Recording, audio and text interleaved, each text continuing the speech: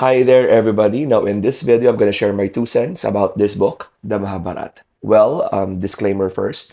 This is not the first time that I was able to read the book. Way back in college, we were required to read the entire epic. But during that time, I was using a different translation, and I would say that I did not like the way it was translated.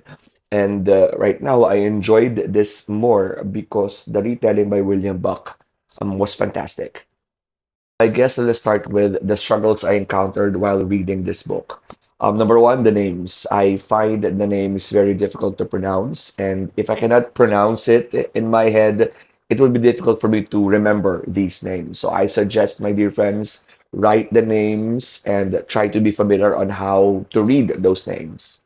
Second struggle would have to be the number of characters. Well, this epic has a lot of characters, maybe major or minor, the gods and the goddesses and the demigods, a lot of characters. So I suggest create a character map.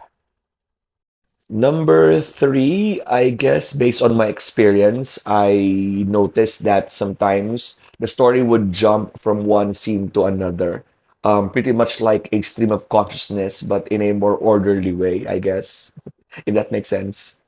So, having said that, I suggest that you need to remember the past events in the previous chapters for you to understand the next chapters even more. And just like any other novel, I think the first two chapters were the most difficult. But once you reach the third one, it will be a breeze.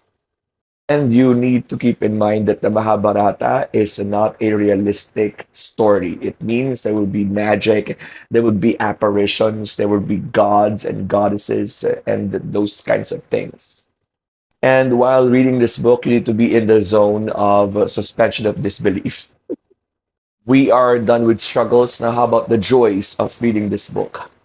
Well, once you get the hang of it, and once you were able to calibrate with the story and the characters, you would surely enjoy every moment of it. The story is over the top. It's like watching the Avengers Endgame.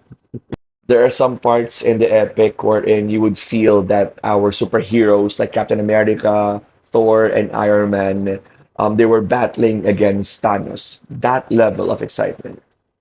This is my favorite part. It is when the gods from the heavens were attacking Arjuna and Krishna, and they were throwing some chakra towards Krishna, and Krishna controlled it and threw the chakras back to the gods. And I can imagine Scarlet Witch doing the same thing. And wait for part two.